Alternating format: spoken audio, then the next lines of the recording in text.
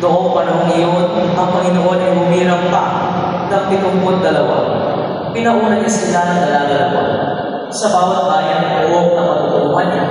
Sinabi niya sa kanila, sagana ang aanihin, ngunit kakaunti ang mga magagawa. Inalangin ninyo sa may-ari na magdadala siya ng mga magagawa sa kanyang piling. Umayo kayo. Sinusubo ko ngayong maaari ng mga kordero sa gitna ng mga asubukan. Huwag kayong magdala ng pagkukunan. Sukot o kanyama. Huwag na kayong naitigil sa daan upang makipagbatian ng kanilaman. Pagpasok ninyo sa alipang bahay sa tinimunan ninyo. Maghari ng mga kapayapaan sa bahay na ito.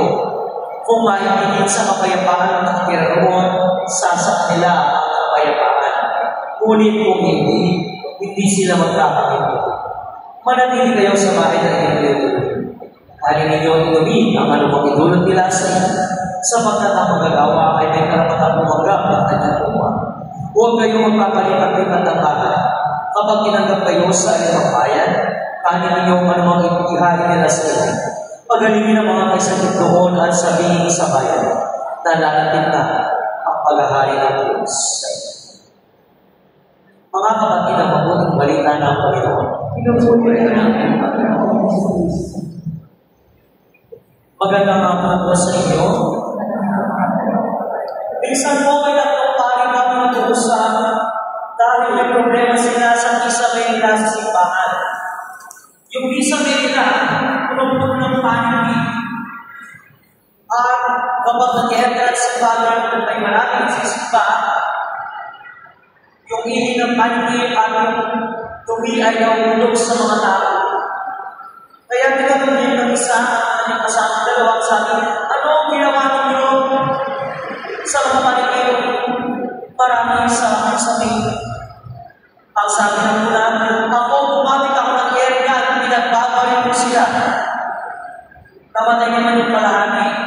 Pero mga ilang araw bumalik. Nagtawag pa ng isang barangay kaya kasama natin ang paniki.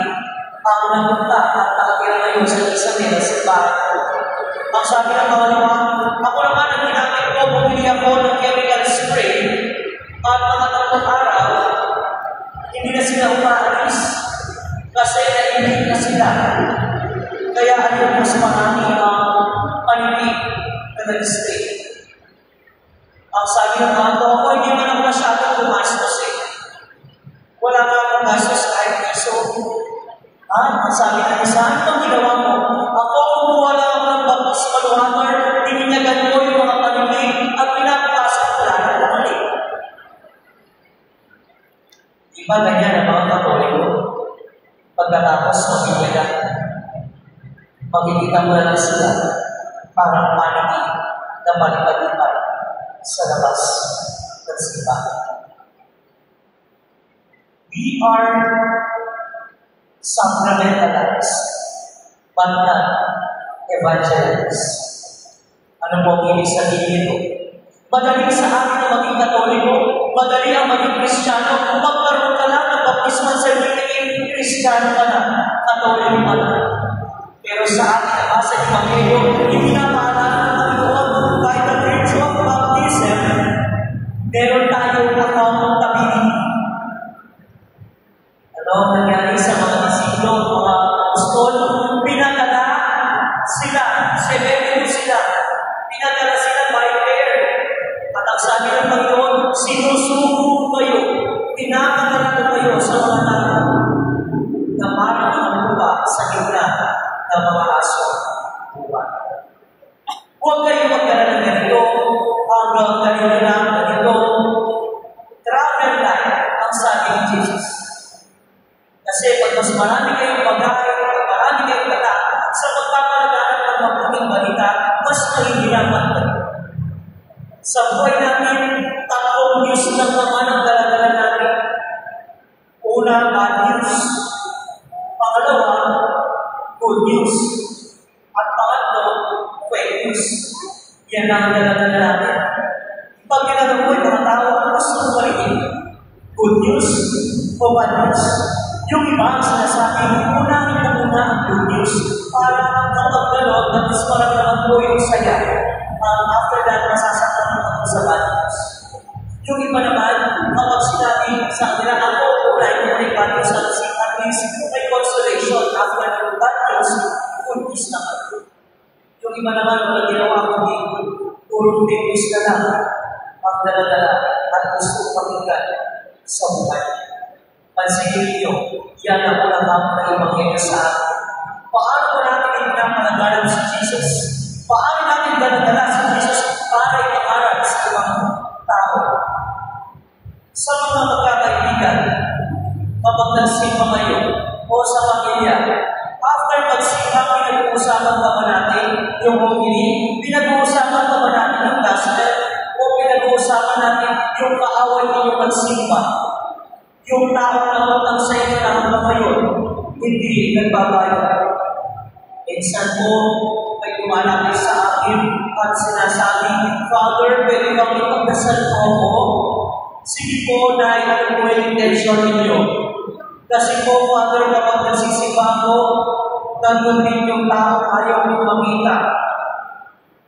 Father, napunta kasi siya sa akin ng kalahanan milyon.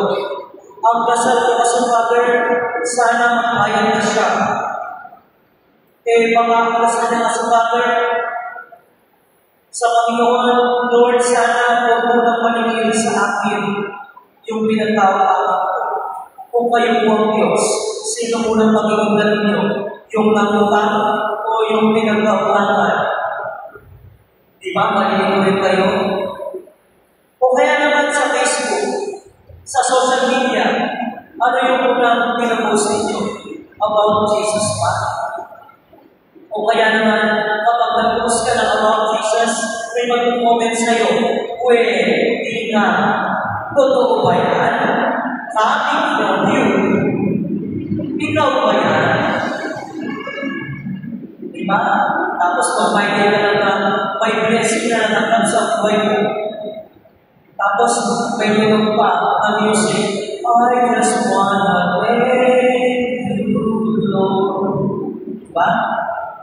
Minsan kayo naman ginagawa ng iba, kapag nag-blessing silang natanggap, makikita ko yung mga gospel verse na about sa Panginoon, tapos sasabihin ng mga katsaka na hindi naman ikaw yun. Iba naman ang sinasabi ko pag-kausap ka namin. Paano tayo nagiging talapagdala? Paano natin pinamahalan ng balita sa kapwa natin kung sa mismo sarili natin, hindi natin nagiging? Yan ang unang hapon at ibangin sa atin.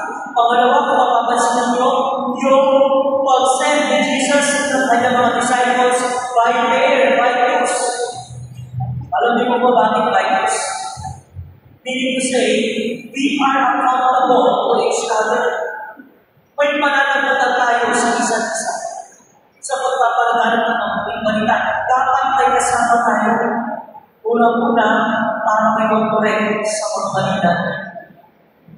Ewan ko sa inyo, kung open kayo sa fraternal correction, na kung saan kapag sinabihan lang kayo na kasama kayo sa servido, kapag sinabihan lang kayo ganito gawin natin, o kaya naman sa pamilya, sa magkakapatid, sinabihan ka ng kapatid ko na ate, kuya, ganito gawin mo.